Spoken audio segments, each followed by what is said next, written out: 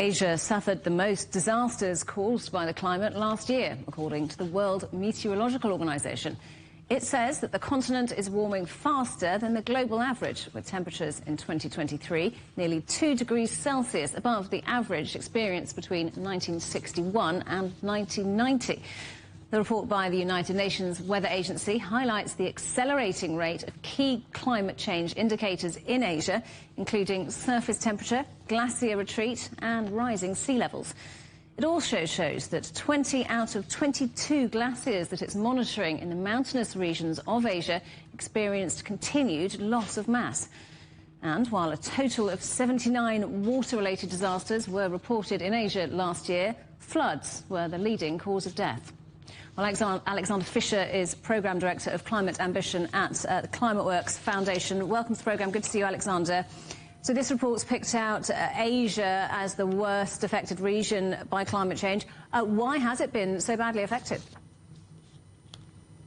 Thanks, Ryan, for having me. That's a very important question. Obviously, the answer is still not 100% sure, but what we know that events in climate are all connected throughout the world. That means when we have seen 1.5 degrees temperature increase last year, so we sort of broke through this 1.5 degree threshold, and the first tipping points around the globe started to tip. So in this range, so the Greenland ice shield is melting, Arctic summer sea ice is melting, alpine glaciers are melting, coral reefs are bleaching and dying, and West Antarctic ice sheet is melting, and the jet stream started to be affected. This goes down to the regions around the equator, and Asia has the largest part of their countries and their population around that area, and that's caused the heavy effect, while regions in Europe, northern Russia, Northern America or Argentina, which are far away from the equator, don't feel that effect so heavily. So clearly lots of different factors at play. I want to look at China, where we've been reporting on these devastating floods in Guangdong.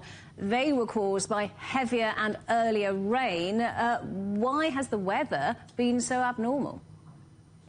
It's interesting. So in a study which the Potsdam Institute for Climate Change has done the last months, we figured out that the effects in the Amazon region, if the Amazon forest goes down, the snowfall in the Himalaya is affected. There's less snowfall in the Himalaya if the Amazon rainforest goes down. So nobody would have expected that this connection is made. That means Asia is affected from what happened in the whole world, if you want to call it that way. So terrible flooding in China and flooding overall, one of the biggest problems in Asia. It caused the most climate-related deaths. What, if anything, can that continent do to try and mitigate that? Climate concerns us all. We're still putting around about 40 billion tons of CO2 per year into the atmosphere. 50% comes from Asia. I think we have to get serious to reduce that, and then starting to get out of the atmosphere part of the CO2 which is already in there. We are around 400 particles per million, which is much, much higher than anything seen in 150,000 years of measurement.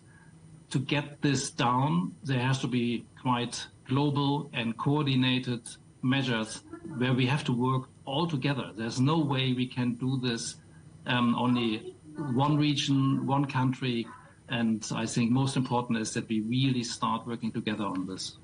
We're now beginning to see campaigners taking their governments to court over how they've been affected by climate change. We recently had that partially successful case in Switzerland, unsuccessful case brought by Portugal, amongst others. We now have the first case of its kind in Asia happening in South Korea.